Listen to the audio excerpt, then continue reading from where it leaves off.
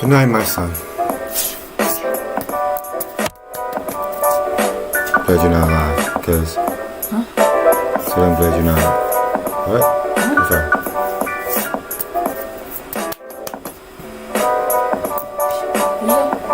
So I can't stream on YouTube while you gaming. Why? Makes my YouTube lag.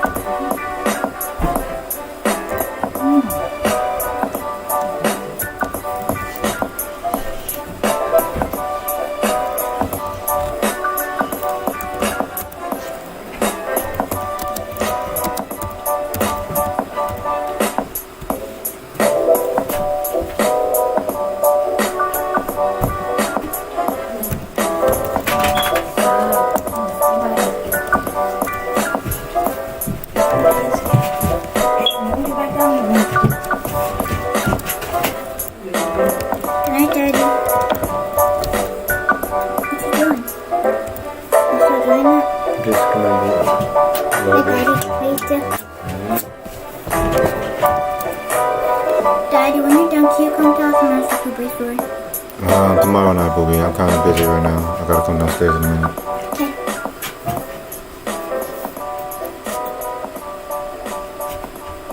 Good night, Biscuit.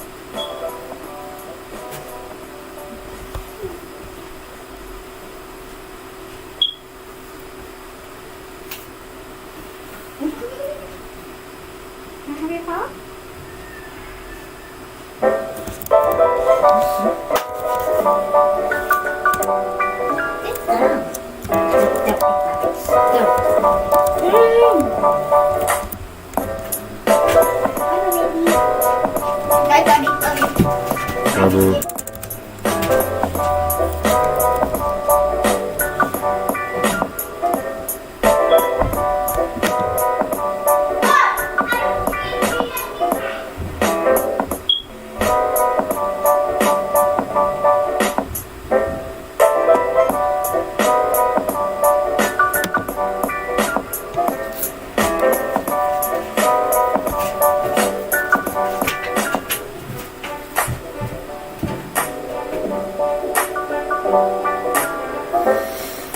Guess I'll cave and go tell the Master Poopy story. Master Poopy. Y'all know about Master Poopy. Master Poopy got some books coming out pretty soon, guys.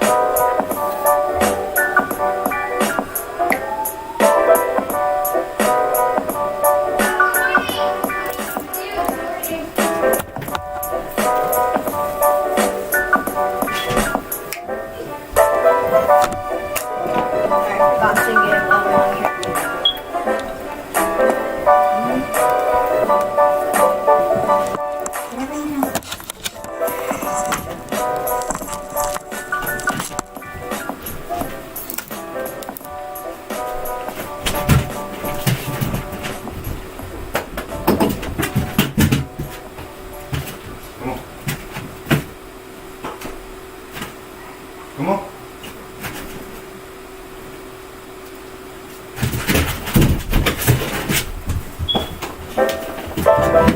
Come on. Let's go. Come on. Go ahead.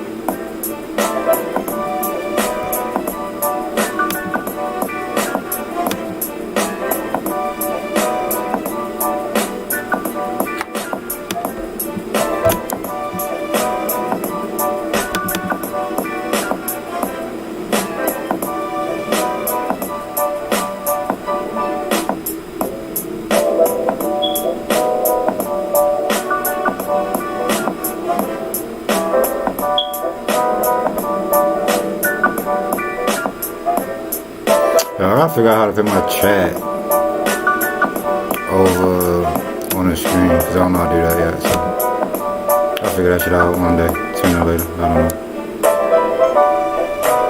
know. Guys, prepare for the Monday morning Dogecoin pump, man. See if you can make you a couple flips tonight. Prepare for the morning, man. Next week is gonna be crazy.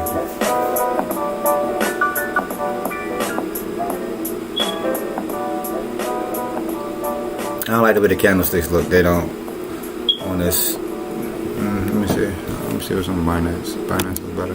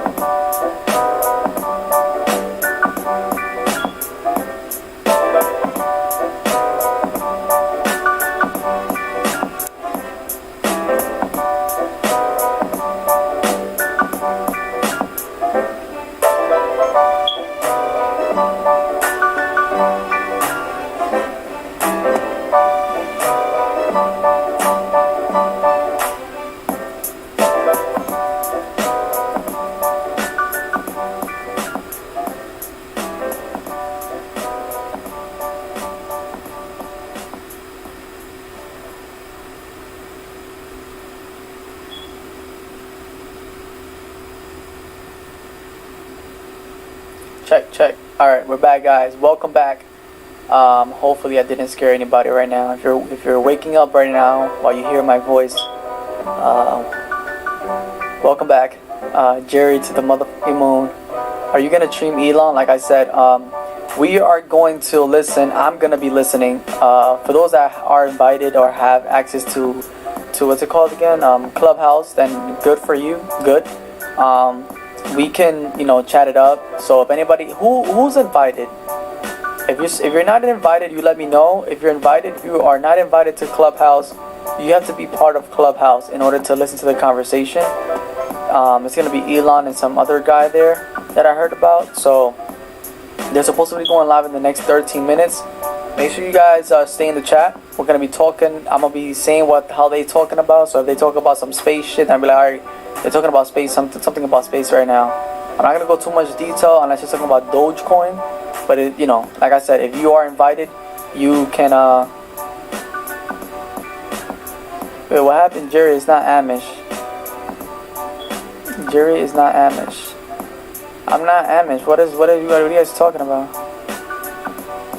Guys, it's not about my race or anything like that, guys. What matter is that me and Elon is about to go neck to neck one of these days. I'm kidding. Me and Elon. You imagine Elon's related to me? That'd be so cool. I'm kidding. But anyways, in the next 12 minutes, I'm preparing my phone. My phone was pretty much dead right now. I had to make sure I charge it up for a bit so we can see what the hell he's gonna be talking about in this thing. I don't even know. It's supposed to be about technology or some shit like that, but you never know what they're gonna talk about. We gotta see what they say. I need an invite, somebody just said. Like I said, I wish this Clubhouse could be like more like anybody can join and listen, but it's a Clubhouse, it's very private. You only get an invite if you ever been in it. It's like a chain type of thing. So you look.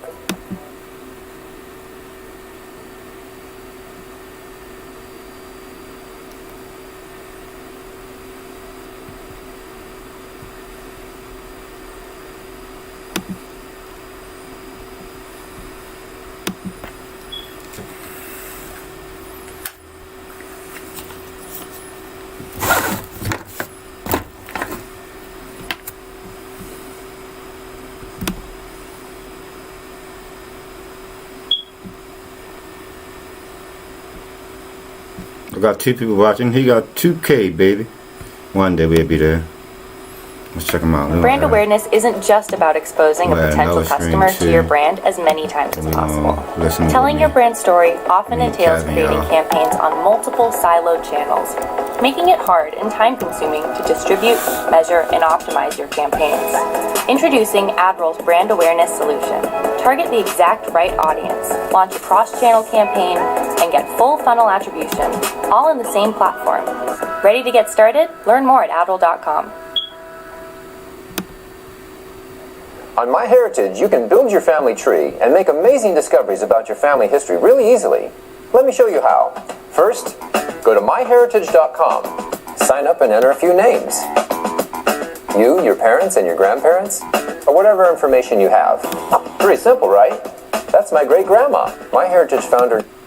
Not since 1 cent, not since 2 cents, since half a cent. Because of my videos, because I've been telling people about Dogecoin, he has been making bank. So that is awesome. I love to see that. When people send me comments saying I just went crazy on my account from your tips, that's what I love to see. That's what keeps me having this much energy. That's what keeps me hyped up about Dogecoin, seeing people have their lives changed. Everyone who has the notifications on, we just got Brian Park 499. Yo, I'm about to pump and dump this so hard. I mean, that's on you, man. I'm holding no matter what. I'm holding no matter what, because we could see more pumps. Anytime there's a pump, it could be just the beginning. You don't know. That's why I'm holding no matter what, because imagine this. Imagine it goes to 10 cents and you just dumped right before it did. That's not what we want. If you do need to take some profits to pay rent or something, that's definitely on you. There's nothing wrong with taking a little bit of profits. So I don't blame you, man, if you want to take some profits. But personally, I'm holding, and I hope a lot of people do hold, so we can see the price continue to go up and try to hit some of those goals that we have of potentially $1.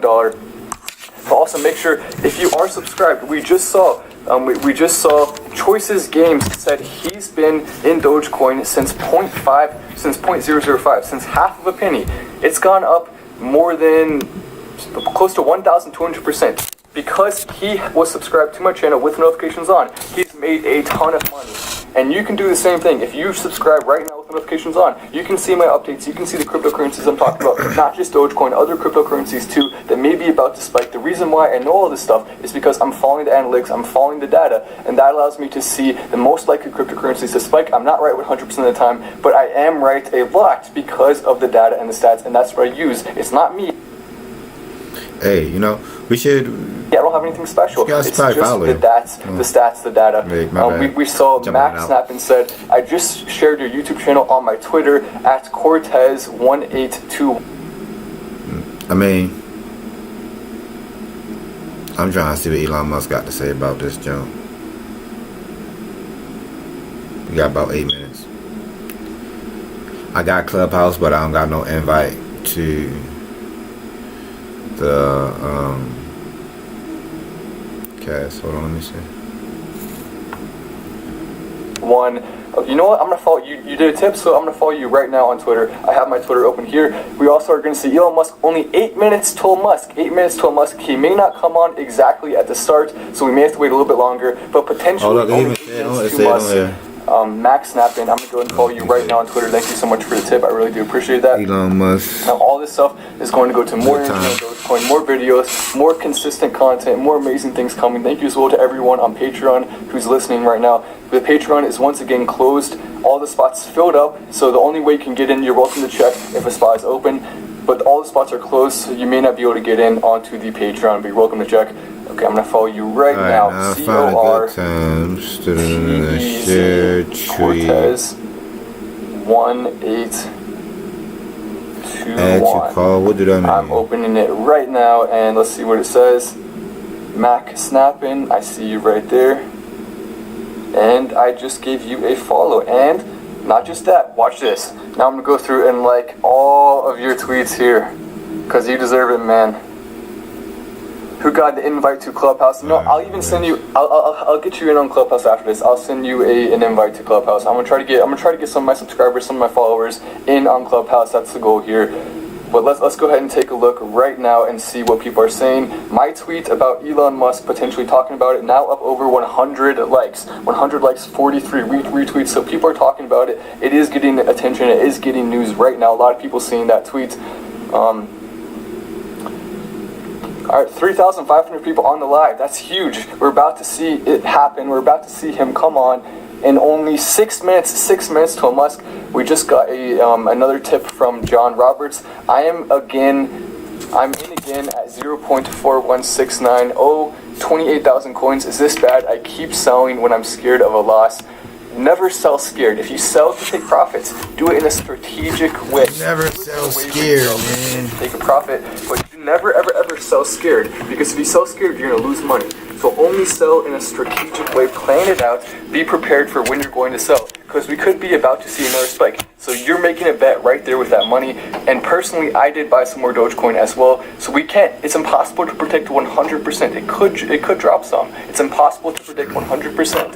But I do think there's a decent chance if Elon Musk talks about it. So guys, this is where I get my information from. So I'm not that knowledgeable about Dogecoin or cryptocurrency at all. It's all about chances. This is just the people that are. And if we make the right risks, if we take the right risks, then we can make a lot of money. That's the goal right there. I wish I had my pillars behind me, but unfortunately I don't. 3,800 people now watching. If you're new to my channel, keep in mind, we just got a comment from someone who said that they've been watching my channel since Dogecoin was at 0.005, half of a penny, and they have made a ton of money since then, up over 1,200%. The first time I told people to buy Dogecoin, I was the only YouTuber posting every single day about Dogecoin. And the first time I told people was more than a month ago when it was at 0.005, half of a penny. And because he was subscribed with notifications on, that's why he was able to see that and make the money. So make sure if you're new here, by subscribing with notifications on, you're going to be able to see all these tips ahead of time, not just Dogecoin, other cryptocurrencies too. We are now 4 minutes away from Elon Musk. So now that we're 4 minutes away, make sure everyone's clicking that like button. Like. The more people that click it, the higher this view count is going to go. Already up. This is now the biggest Dogecoin live in the history of the internet. We have never had more Dogecoin people in one place together. More Elon Musk fans as well. I see you guys too. Elon Musk, Dogecoin all together. We just got from the Caligore holding 96K. Let's go, $5. Thank you so much. That's awesome. Let's hope it goes up.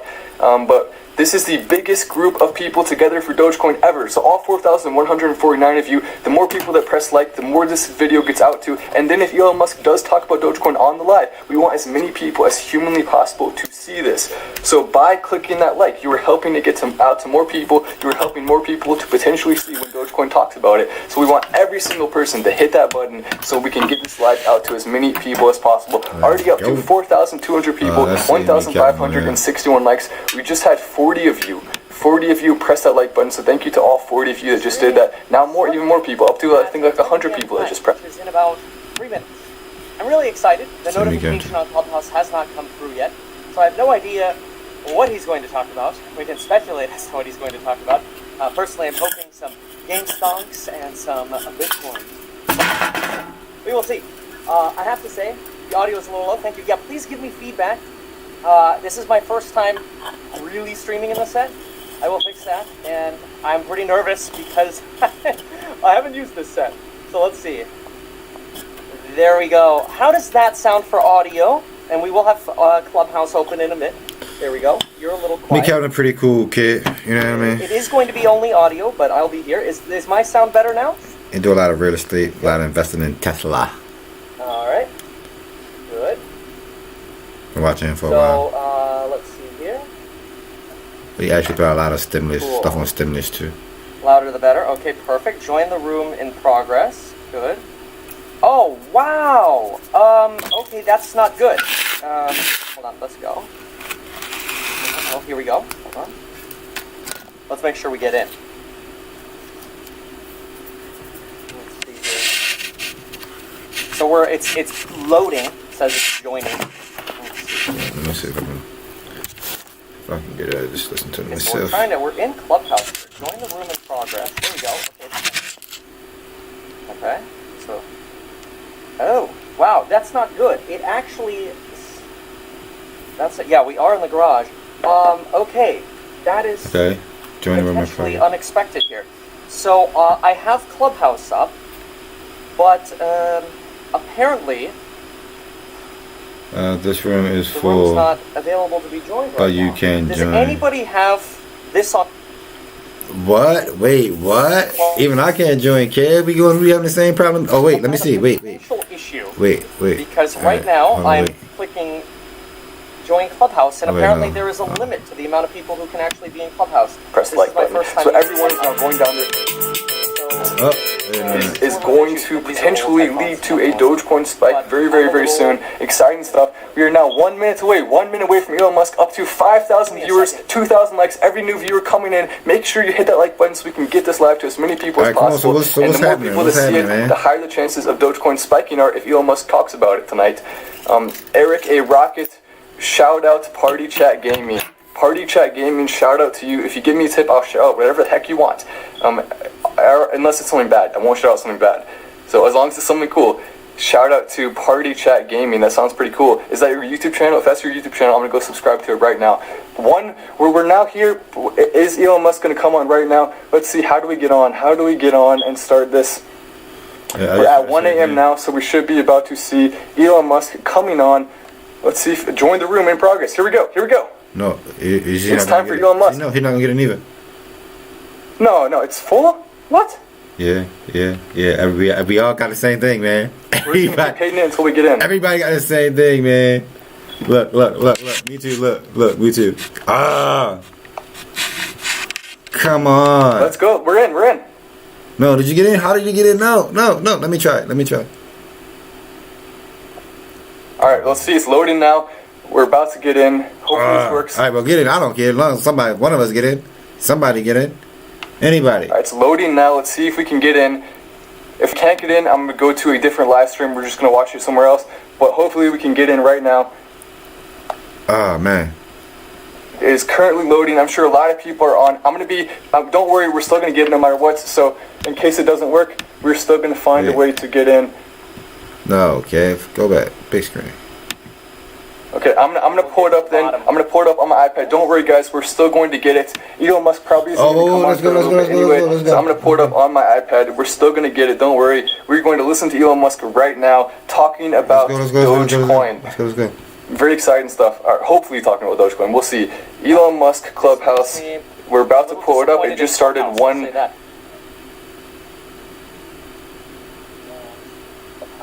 But we will figure Wait, this what's out. wrong? Hold on. Hello? Wait, did I start a room? Hello? Wait, I didn't want to start a room. What? Does anybody have? Is anybody in? Because I keep seeing multiple people saying that I'm in Clubhouse, but multiple people are saying they can't. That the servers are down or something.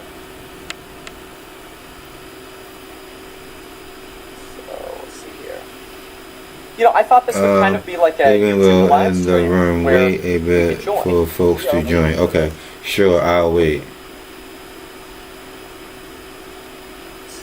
Can I make myself? Okay. Sorry, we're just waiting for this to begin. So what you got on your screen?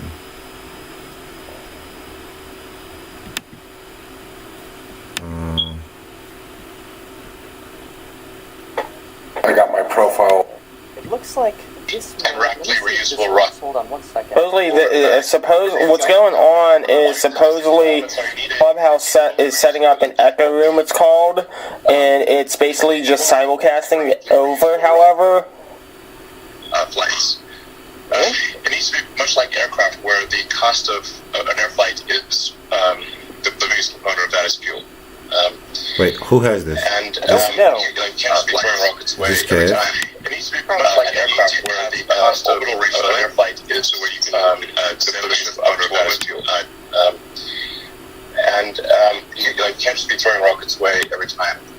And then you need to have orbital refilling, so where you can send the ship up to orbit, then send another ship up, dock with a transfer propellant, so that you can load up to being almost full with propellant and then go to Mars.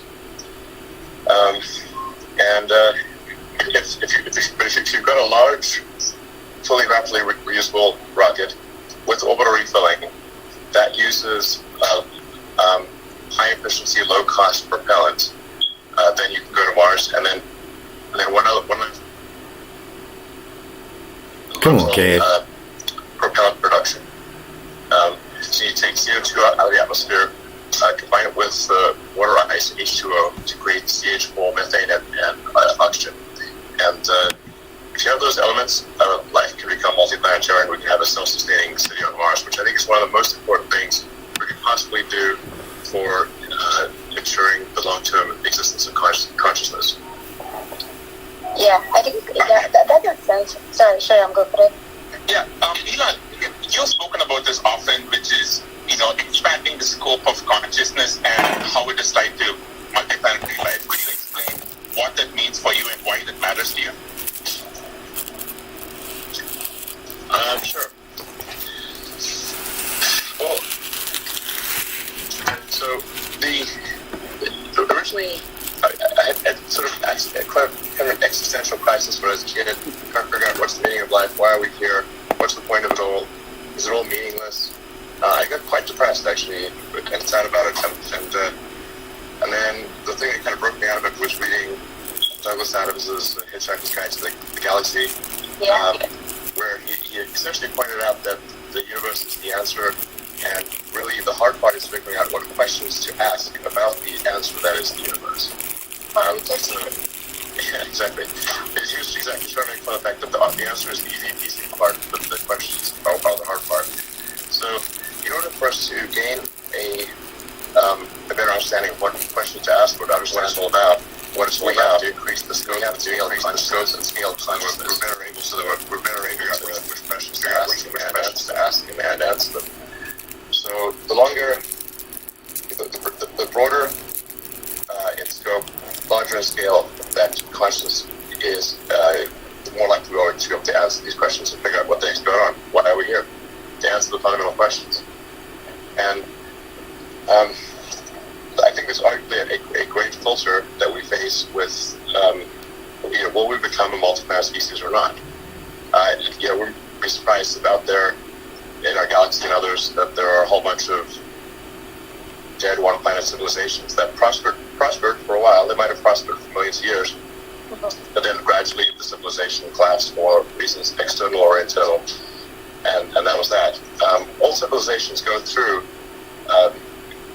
an arc where they grow up in technology complexity, but then they don't keep going up.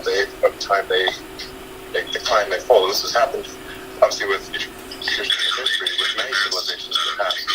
You look at 5,000 years ago there was the Great Pyramid of Giza, but then the people living there forgot how to build pyramids. After a while, how to read hieroglyphics. There's obviously Gibbon's famous book about the decline and fall of the Roman Empire and how they had advanced technology in terms of roads, aqueducts, plumbing, and so forth, and then people forgot about it. The ancient Sumerians, Babylonians, all these things have all gone through a similar arc, which suggests that most likely we will go through such an arc ourselves, and we'll be arguably less resilient to recovery because of globalization. So I think for the first time in the 4.5 billion year history of Earth, it's been possible to accept life beyond Earth and make life multiplanetary. And this window of opportunity may be open for a long time, I hope it is, or it may be open for a short time. And I think it would be wise for us to assume that it's open for a short time.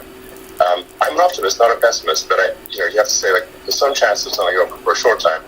And we can take advantage of this brief window of opening where we can transport life to make life multiplanetary. And humanity is essentially the agent life in this process. And I think we almost have an obligation to ensure that the creatures of Earth continue, even if there is a calamity on Earth, which, as I said, could be man-made or it could be a natural calamity. As if you look at the fossil record, there are many mass extinctions. Yeah, I think all of it makes sense, and I think we've talked about this before. I think one other question I have is, when we get there, we have to set up the whole society. We have to set up civilization there. How will the whole thing work in your mind? Everything from what does it mean to have internet connection in Mars, all the way to governments and rules and laws and everything. You need satellite link everywhere. Yeah. Happen. Just as they happen in the U.S. and happen in every country, and I would not presume to prescribe what should happen there. I think the important part is just that we get people there and we get the equipment necessary to establish a self-sustaining civilization, at least one self-sustaining city. And I think the key threshold of when we would pass the great filter, this particular great filter, is Mars sufficiently self-sustaining such that if the ships stop coming from Earth for any reason, it could be something massive or something banal. I mean, civilization on Earth could end with a bang or a whimper. But either way, if the ships stop coming from Mars, does Mars die out or not? And if Mars only has to be missing one little ingredient, like the equivalent of vitamin C, and it will survive for a while, but it will eventually die out. So it's kind of getting a state on Mars to pass that critical threshold where it is self-sustaining.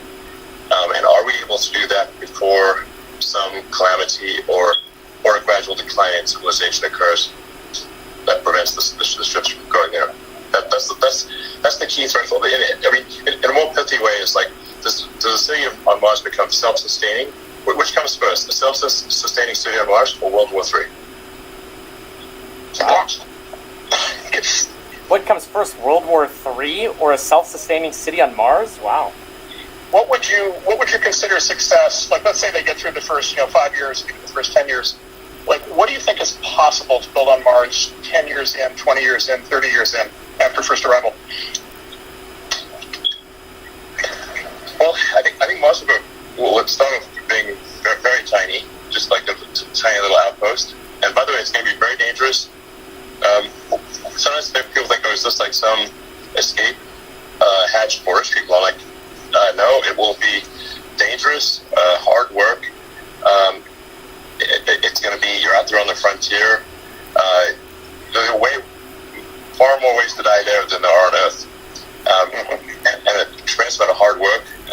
But it will be, I think, fun and a great adventure. But it will not be a luxurious thing. That is for sure, not for quite some time to go. But we've got to build the propellant plant. We've got to build, get the solar power going, get the, the food production going, start creating the necessities. We need an iron ore refinery. We need all of the sort of fundamentals of industry in order to make sure that Mars is a self-sustaining planet. Over time, like this would take a while, but you can terraform the planet and make it Earth-like, mostly by just like warming it up. So yeah. So, as you talk about this, I mean, honestly, what comes to mind is sort of the idea that a Martian civilization, although obviously imported from Earth, it will quickly evolve to be quite a bit tougher by necessity. And just the mental image is leaping in my mind is the Spartans in ancient Greece. Do you think the sort of vector of civilization will unfold differently as a consequence of how difficult it's going to be to get it going? Yeah, it probably will. I think so. But maybe we don't just have a backup, right? Maybe we actually have an alternative, like an ability to actually see two like fundamentally different civilizations flourish. Yeah, absolutely. The fact that you can only go to Mars every 2 years and that it's a 6 month journey, although I think we can over time get that potentially as low as 1 month, but still, you can't go to Mars when Earth is on the other side of the sun from Mars. Like times where Mars is literally on the other side of the sun. You can't get no matter what you do. So that time gap would mean that there'd be essentially a new group of people arriving roughly 2 years. I don't know. I think it'd be interesting. People would probably trace their I came on this particular sun, Earth-Mars synchronization event. I don't know, but like I said, the important thing is that we've established Mars as a self-sustaining civilization, and that we have done whatever we can to ensure the long-term continuance of consciousness as we know it. Because so as far as we can tell, we're the only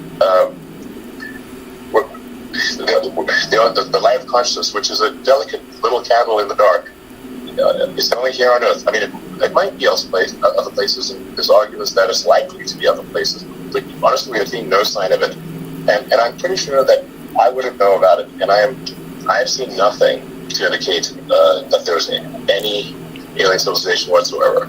I'm confused to jump on that in a second, but I've seen no such evidence. Yeah, that's actually, that's actually something we wanted to ask you about, because in the last year, there has been multiple reported UFO sightings. There was the mysterious object that flew past our solar system.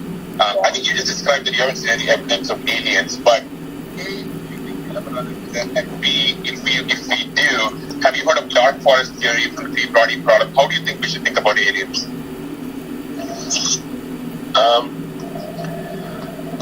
Yeah, I'm trying to be strict in the scientific sense of the word.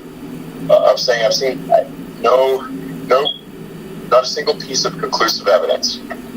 So that doesn't mean there aren't aliens. I'm just literally saying I've seen nothing that could not be explained by other means, and where the probable explanation by other means is much more likely than this alien technology. So, and for people that say like there's signs of aliens, I'm like, listen, man, the resolution of the picture needs to be at least like 7-Eleven ATM good, okay? We can't have that fuzzy Loch Ness monster bullshit, It's like, come on, Is that like a 500 megapixel camera? What are you talking about? Where do you find that thing? It's gonna be at least like iPhone 6 level or something. I don't know. Can I ask one more Mars question? It's okay for so Elon, you famously have a pile of really beautiful kids. I know you care about them a great deal, as all parents do. What would your response be if they start coming to you when they turn 18 or 22 and they say, Dad, now that you've landed us on Mars and there's calling for me, like I really want to go? Yeah, I think good question. I wouldn't go. If we're talking about, say, the third or fourth set of landings on Mars, then that'd probably be I'd be okay with that. All of them so far, and none of them say they want to go. So they may change their minds, but currently they're not jumping at the lip to go to Mars. Okay, for some Elon, okay. So I think for folks who may not know this, I think we originally met over Twitter, and it is safe to say, and I want to move more from Mars to memes. It is safe to say that you might be the master of the memes, and in fact, you had a quote: "Who controls the memes controls the universe." Can you just explain what you meant by that and how you became a person? Well, it's a play on words from Dune. Who controls the spice controls the universe. And there's memes or spice, there's memes. There's a little bit of truth to it in that, like how do you what is it that influences the zeitgeist? Like how do things become interesting to people? And memes communication that's that like a picture says 1,000 words and maybe a meme says 10,000 words. Nice. It's a complex picture with a bunch of meaning in it, and it can be it's aspirationally funny.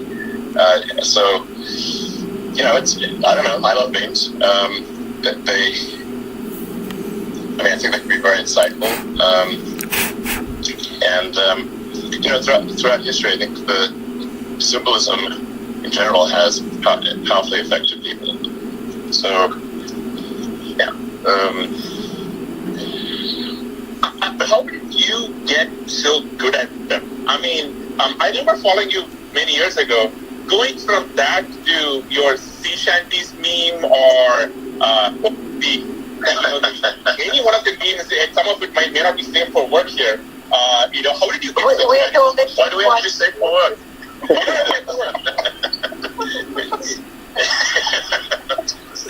Doesn't work.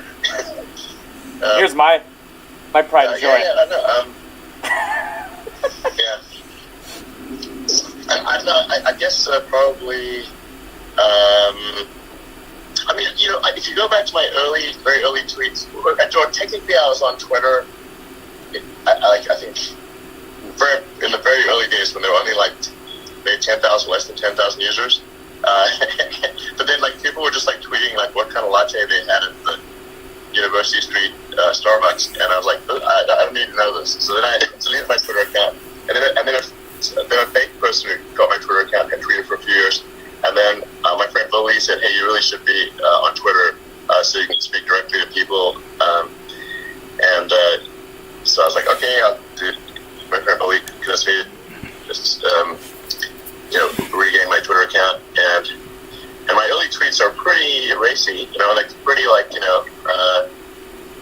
because I was reading this biography that happens in the brain, so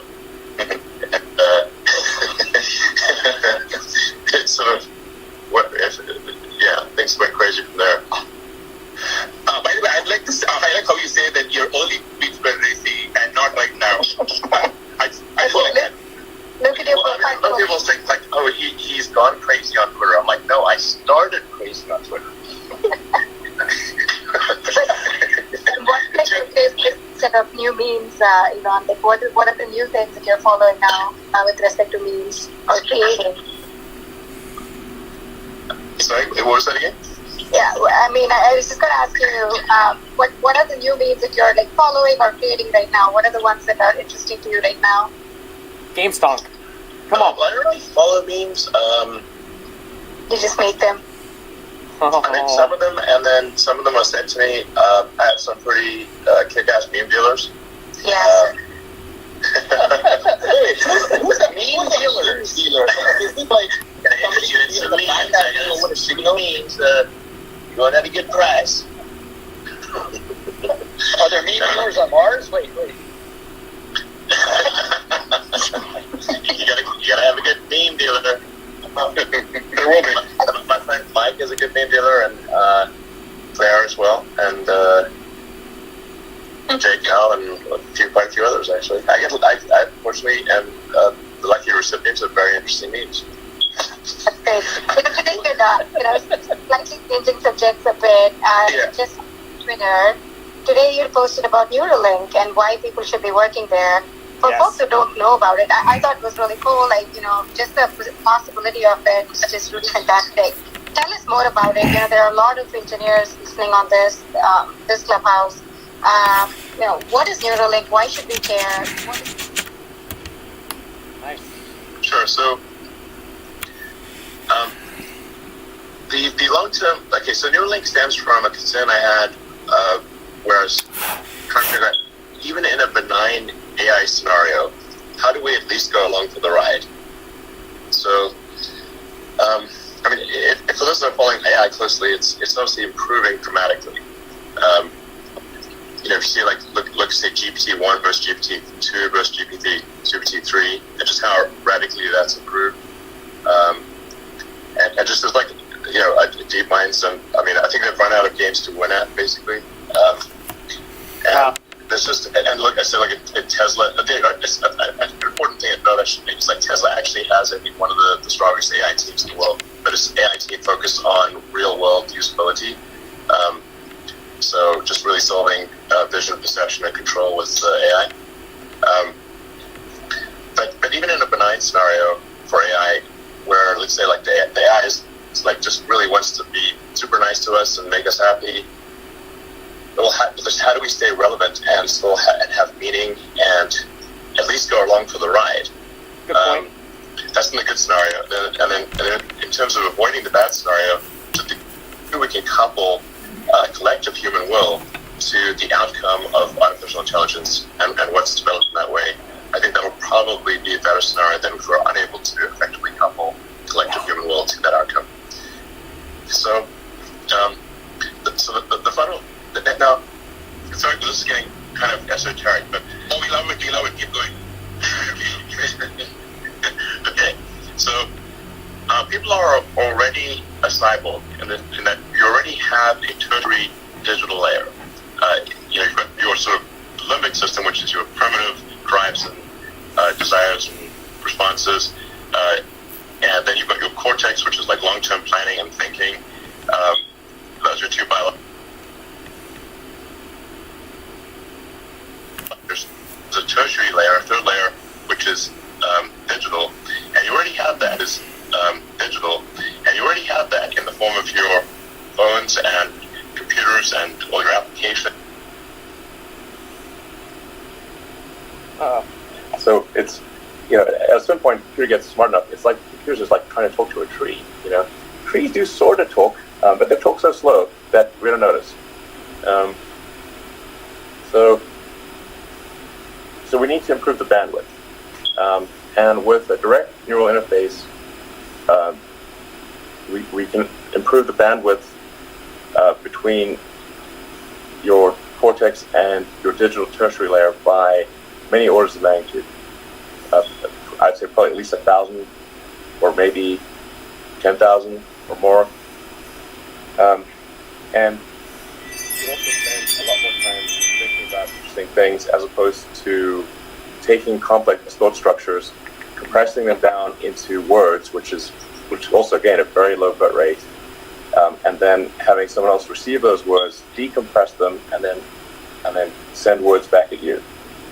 So a huge amount of our brain power is spent in compression, decompression, and we could be instead sending it on deeper concepts. And so if you had a Neuralink, if two people had a Neuralink, you could do conceptual telepathy, where you have a complex series of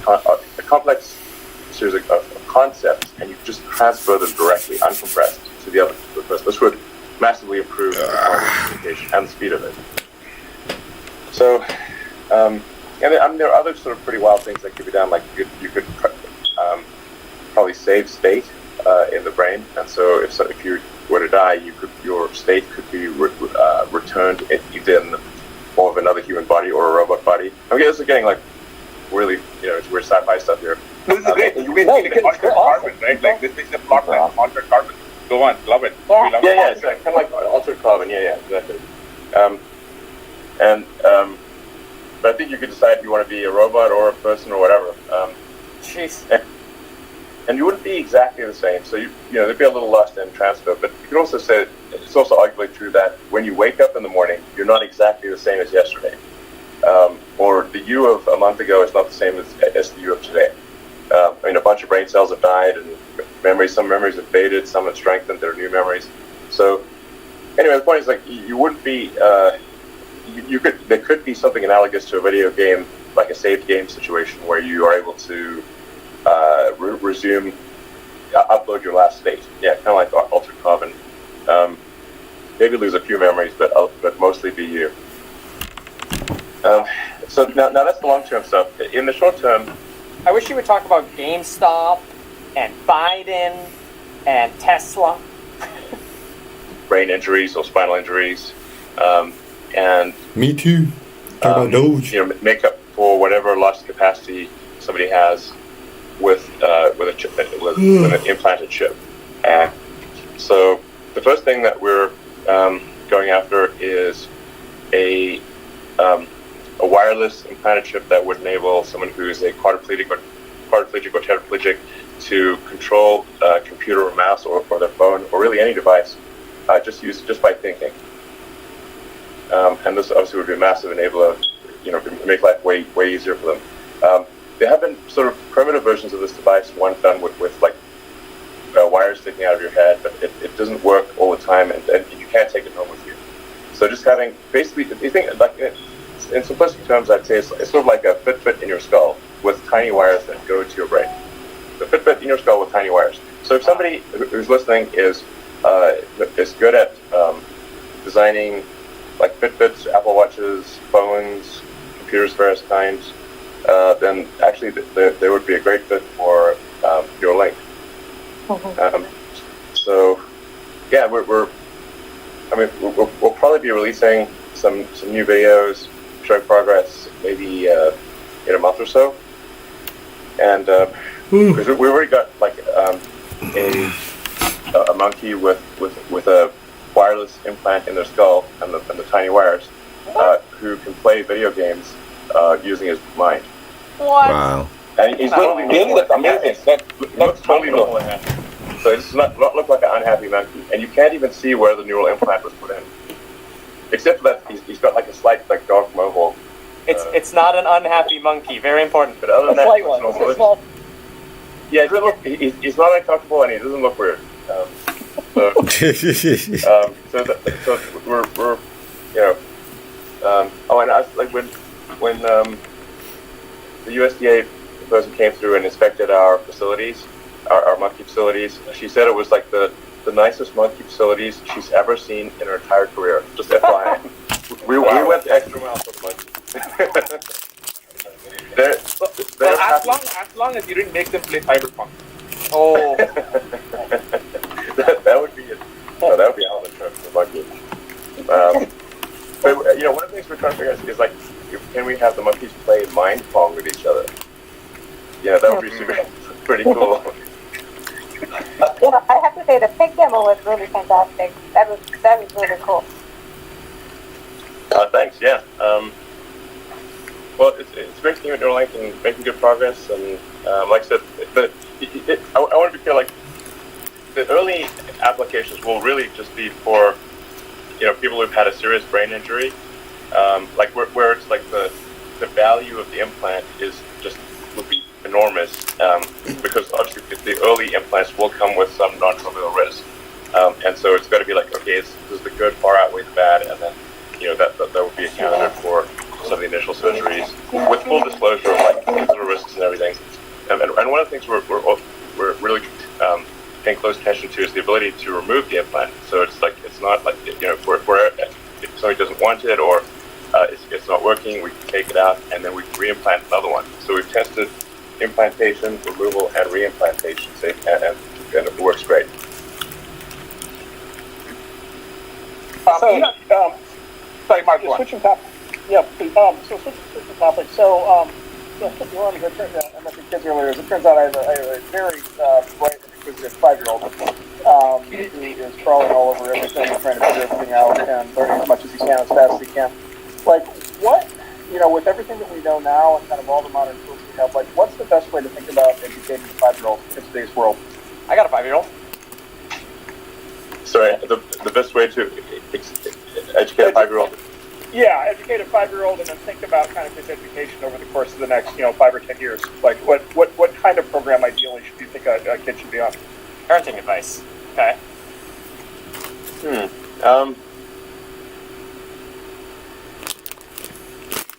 My observation is my kids were mostly educated by YouTube and Reddit, and then yes. and their, I guess, classmates and there were, I guess there were lessons as well, but judging by the amount of time they spent online, it seemed like most of their education is actually going to come online. I think generally with education, you want to make it as interesting and exciting as possible. Like, what are some of the, like, if you see, like what are all the things, like, say, a good video game does to keep someone engaged and interested? If kids can be super engaged in video games, like it's ready for them to be super engaged in education as well. Like, one of the things that's, I think, very fundamental is to explain the why of things. Like, so we're teaching this, but we're going to explain why we're teaching you this and why it is relevant. We've evolved to forget things that are irrelevant or have low relevance probability.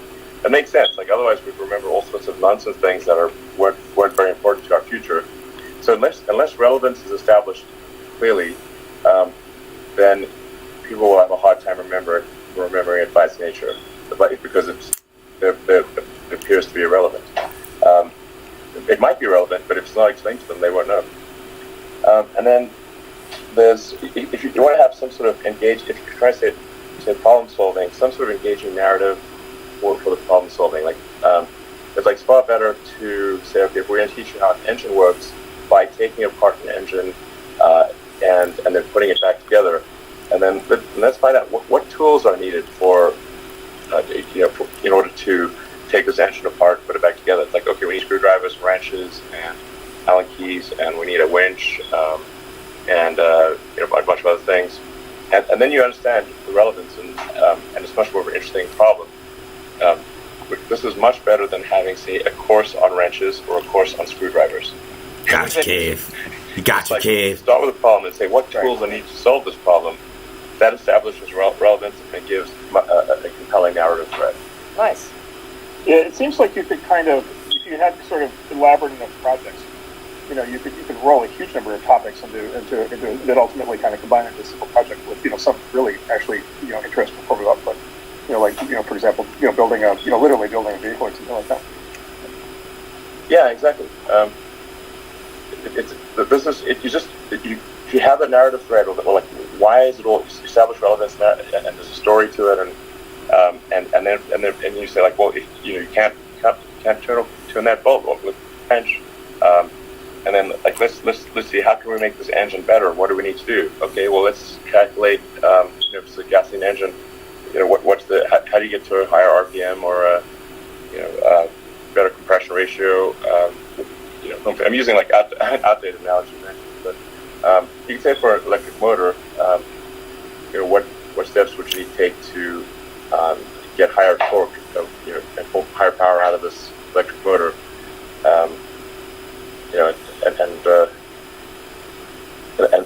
And you can explain. It's obvious why things like Maxwell's equations become necessary in that situation. Yeah. That would be amazing. Go ahead.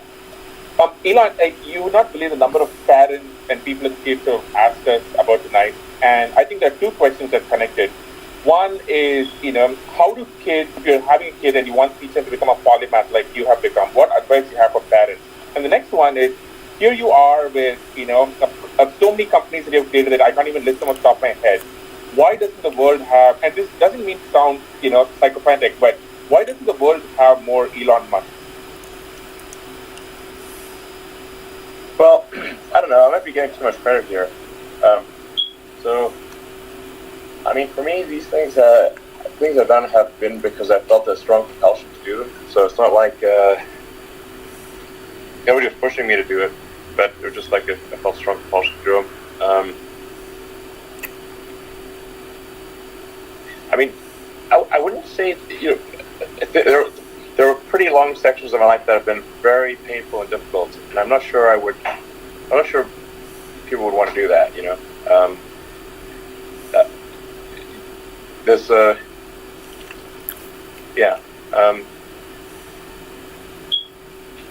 If somebody wants to, it's basically saying he works too much. Working like 15, 16, 18-hour days sucks. Except for streaming to you all. I like that. Rage demon in your skull that you just got to get it done. Yeah. It's like when people ask me like, what encouraging words do you have for entrepreneurs who want to do a startup? And my response is, if you need encouraging words, don't do a startup. To quote my friend Bully, doing a startup is like eating glass and staring into the abyss. For a long time. Yep. Okay. We're going to switch topics to make it different, but I think for everyone in the audience who just caught up and is managed to squeeze in, just a quick reset/recap. This is the one and only Elon Musk for his first time on Clubhouse, and this is a show that we do every single day. I know a lot of you are trying to get in the room. There are a bunch of overflow rooms. See if we can get in there. But we're just having an amazing conversation with Elon. Okay. This is something you've joked about, but I'm kind of curious to get your, maybe serious answer to this, which is all things cryptocurrency and Bitcoin. You famously just changed your Twitter bio to just the Bitcoin logo and the word Bitcoin. Yes, Bitcoin. What do you think of cryptocurrency? What do you think of Bitcoin? What do you think of other cryptocurrencies? We'd love to get your take on the entire thing. Well, I gotta watch what I say here because some of these things can really move the market. So, first of all, I should say,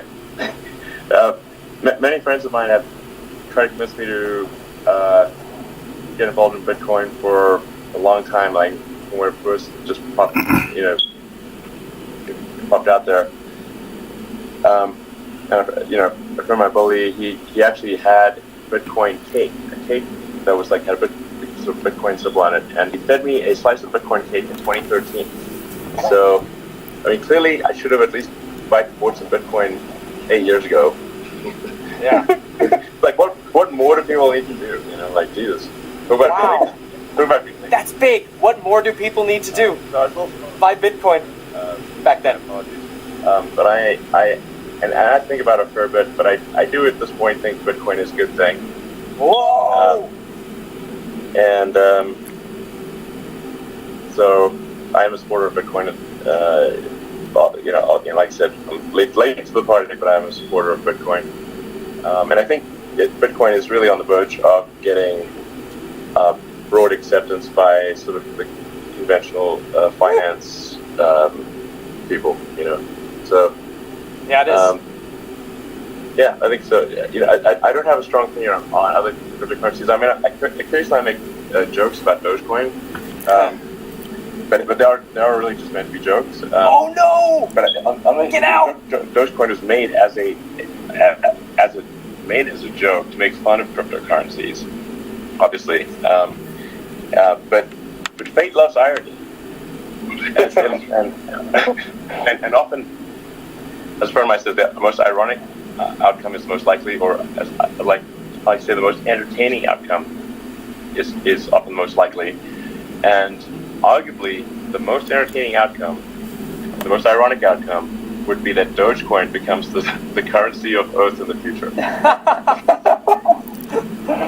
Okay. Oh my God. Elon, when you tweeted me this afternoon, so not likely, but would be funny. It's like a zillion different like cryptocurrency coins, but yeah. And by the way, you might remember the infamous time when your replies were filled with cryptocurrency bots on Twitter. Oh my god, that was insane.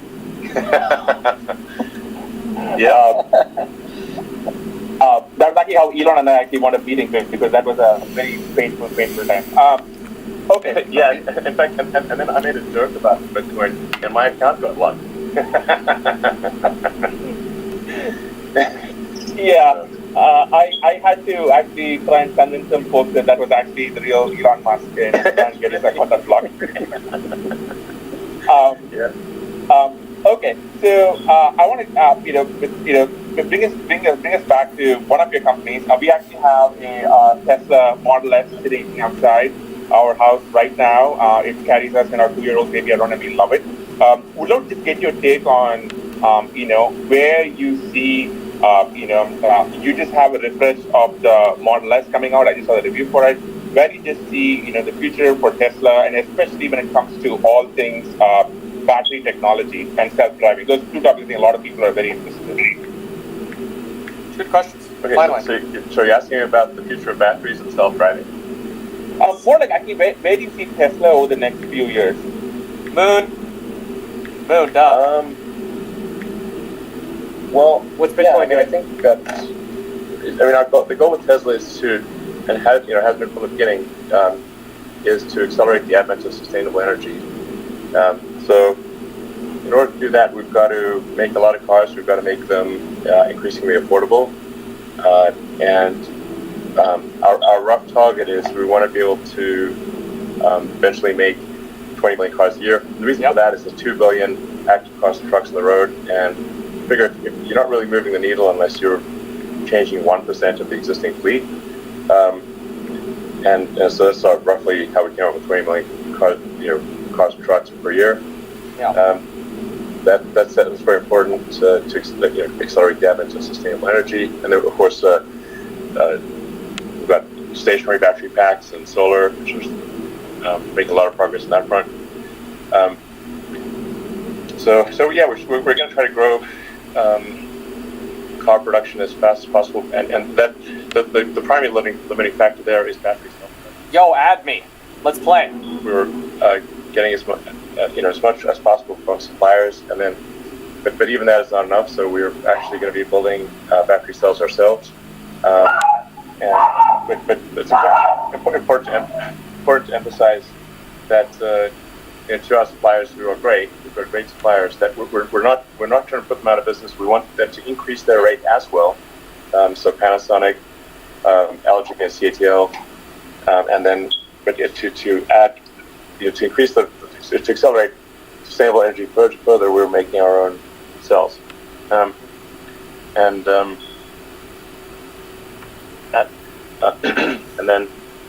anyway. So I think you expect possibly an acceleration of compound annual growth. Well, at least aspirationally, that's our goal.